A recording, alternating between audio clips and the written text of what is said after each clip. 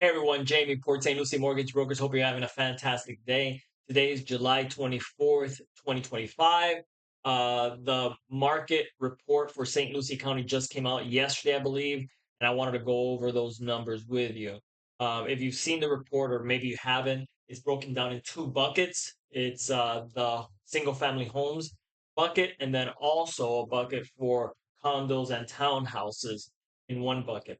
And then what I'm going to do, I'm going to go over those numbers. I'm basically just going to kind of hit one at a time of the categories that they cover for both. And then I'm going to go over combined numbers, which might give you an idea of what the overall market numbers look like in St. Lucie County. Keep in mind, again, this isn't for just Port St. Lucie or Fort Pierce. It's for the combination of both cities and areas in St. Lucie County. So I'm going to jump right into it here. Let me bring one down. Let's start with the single family homes just because it's the easiest one. Condos are a little bit tricky, so we'll cover that here in a minute. All right, zoom in a little bit. All right, so hopefully you see that right there. All right, so let's start with what the report actually goes over. And again, I'm only going to go over this top bucket that you see here. Again, for St. Lucie County, you'll see where it has the list of the statistics that it's going to cover, like closed sales, paid in cash, things like that. And then it covers the difference between, or the numbers for June of 2025 compared to June of 2024, and then the percentage difference or the change from year to year on the far right bucket. So let's get started. We'll jump in. And the next bucket for the condos and townhouses are going to be the same. So we'll just continue going. All right, so let's get started. Closed sales. Last month, there were 483 compared to 493, which is a small percentage, a 2% drop, not a big deal. Paid in cash, these are buyers that have obviously bought in cash, decreased about 10% from about 114 to 102 closings. The medium sales price went from 408 to 390, so a drop of about 4%. Average sales price dropped from 432 to 421, a drop of 2%. Again, I'm rounding these numbers off. I don't think it makes a big difference if it's 2 or 2.4. It's just getting an idea of where the market is overall. Dollar value last year at this time there were 213 million dollars in transaction. This year there's 203, so it dropped a little over 4%. The median percentage of original list price received. So this is, let's assume you list your house for 100,000 and the house sells for 95,000. That's a 5% difference. So it would have sold for 95% in that scenario. So last year, coincidentally, it's 95.9, so about 96%. And this year it dropped to 94.9, which is 95%. So a drop of exactly 1% um, from last year to this year. So again, the buyers are having a little bit of an advantage, bringing the value, the price down. The medium time to contract, so from the original list price to getting into contract, it went from 42 to 52 days, so an increase of about 23%, or 10 days. And that's basically to get into contract. Now, the medium time to sell, obviously being in contract, went from 87 days to 94 days. That's an increase of 8%. So there was a little increase there. And then you can see, it's taking about 90, obviously 94 days to get to closing. And I'm assuming, I'll be honest with you, I don't know why that number's so high, especially after getting into contract 52 days. There's about 40 something days, so not too bad, but usually closings take about 30 days is kind of the goal. So it's taking a little bit longer than normal.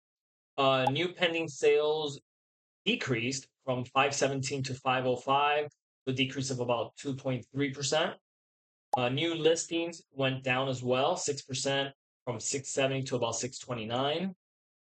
Pending inventory, so these are the numbers on the market that are actually pending to get to closing, went from 806 to 776, so about a decrease of about 3%.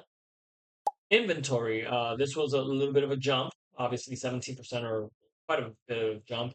Went from 2,100 to about 2,500 active listings.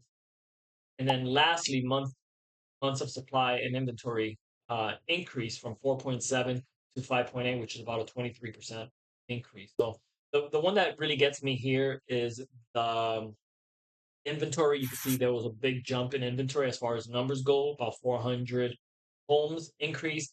The caveat there that's I'm sure that there's a report for it. I personally haven't seen it, but there's a lot of sellers that are basically not renewing, or they're basically canceling their contract to sell their property, their listing. So the numbers could have been in a normal market, let's say those numbers would have carried a higher inventory, or pushed that inventory number of 2,500 a little bit higher. But a lot of sellers, and I've personally come across this with some of my buyers that I'm helping on the lending side. They're trying to sell their original home so they can actually get the proceeds to buy the second home. Well, that first one is not selling, and you know give or take, I would say about 90% of the ones that I get in that scenario, they basically end up just giving up and not uh, uh, selling that property and taking it off the market. So that number could definitely have been a little bit higher, I believe. All right, so let's jump into the condos, townhouse and condos. So zoom in on this one just a little bit. All right, so again, same buckets. Again, townhouse and condos.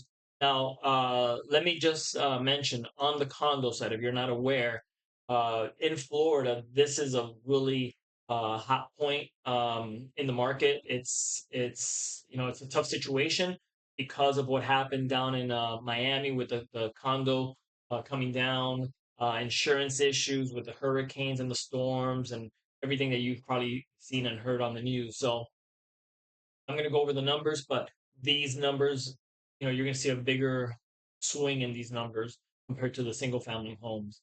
All right. So closed sales, you'll see that they went from 72 closings to 92 closings last month from a year ago, and that's about an increase of about 27%. So you would think that, with less houses selling, condos would be the same. Well, I believe because sellers are dropping the price, there's more opportunity, and there's some opportunity for buyers to get a pretty good deal there. So there was an increase in 27% on the closed sales. Paid in cash, again, you can see it went from 41 to 57. That's a 39% increase. That's huge. I don't know if that's investors or maybe second homes from people up north buying a condo, but those are definitely opportunities, especially when when that paid in cash number comes up. So people with money, with resources are buying these homes. Medium sales price decreased from 332 to 299. Again, confirming what I just mentioned. You can see that's a drop of about 10%. So the condos are about 10% cheaper than they were last year, which is a good opportunity for buyers. Average sales price uh, decreased again, 318 to 308, 26, 26 or 20, yeah, 26%. There you go. I don't want to use my cheaters over here, but 26% drop in average sales price. The dollar volume decreased just a little bit from 30 million to 28.4 million. This is the volume. A medium percentage of original listing price. So this is where I think condo sellers are really getting hurt. Is they're being pushed. The buyers are having that opportunity to push that price down. And you can see it here. It went down 1%, but we're at it was at 92 last year, which was already low, and this year it's at 91%. So definitely some opportunity, and you could clearly see the buyers of condos have the upper hand.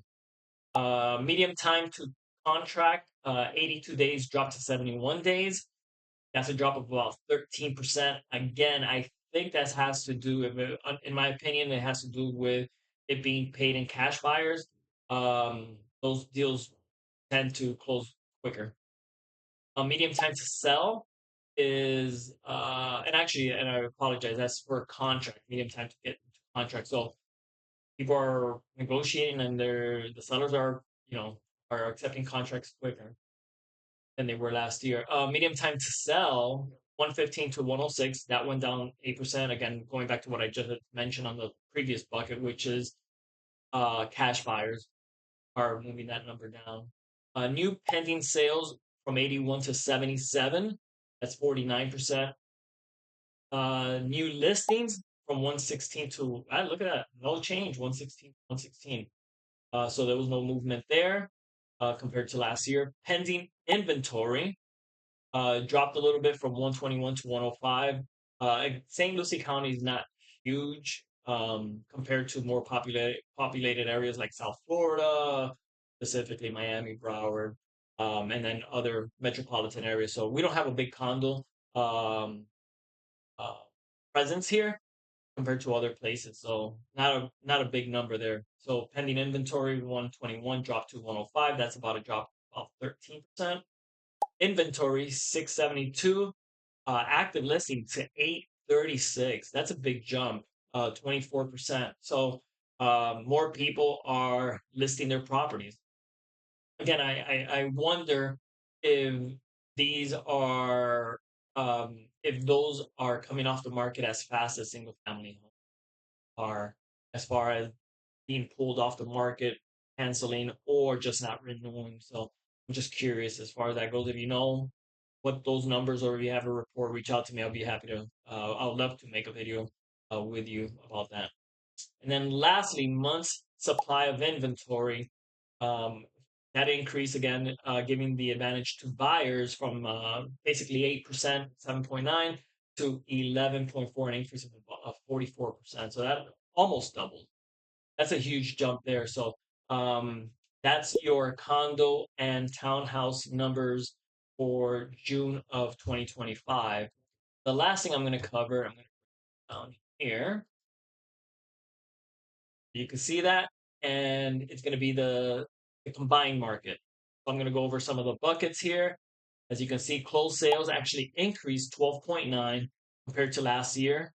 Again, using both single family homes and the condo townhouse market increased. Obviously, that got pushed by the townhouse condo bucket pushed up because the homes were actually down last month compared to the previous year. Paid in cash increased as well, 14.3. Again, telling me that investors, people with resources, second homes, are becoming a bigger percentage of those closings. Medium sales price is down 7.3. Combined buckets. Original list price is down 1%, so not a big change there. Medium days to contract 5.2 actually increased. Inventory increased 21%, so that's pretty big. That's sizable. Over a year, not that big, and it depends on rates and things like that. But we've had steady interest rates, and condos, although they were beat up over the last couple years, it's kind of stabilized as far as not a lot of big news or making it worse. Those situations anyway. And then last bucket here is months of supply of inventory increased 33%. So basically, homes are taking longer to sell between last year, June, to last month, 2025 here. So those are your numbers. Hopefully you like this report. If you got anything out of it, let me know, leave a comment. And that's basically it. And again, if you have any questions or you have additional information regarding homes and numbers of people relisting or delisting, unlisting their property or canceling their contract, let me know. I'd love to know what those numbers look like. So other than that, I hope you have a great day, and I'll talk to you soon. Bye.